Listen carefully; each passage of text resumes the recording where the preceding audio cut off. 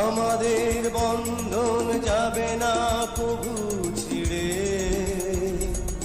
এসেছি দুজন কাছে লক্ষ জনের ভিড়ে।